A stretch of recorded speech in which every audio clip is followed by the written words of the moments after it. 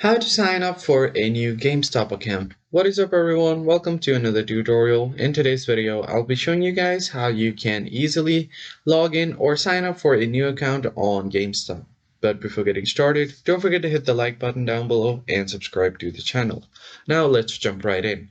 First thing that you need to do is open up your web browser, and on the URL bar you're just going to search for Gamestop and just go ahead and search for it. Now just hit enter and you'll see the official GameStop's website right on top. So you can directly type in the URL gamestop.com, or you can just search for it and open up the link. And once you open up your GameStop's website, you will land on the homepage, and on the top right corner you'll have an option to sign in. Just tap on it.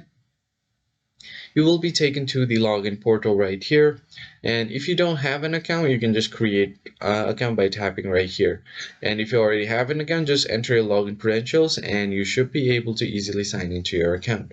But I'm just going to create a new one, so I'm just going to tap here.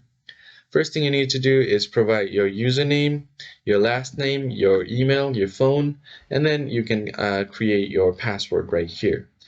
And if you scroll down, you can see an option to keep me signed in. Just tap on it and click on save and sign in.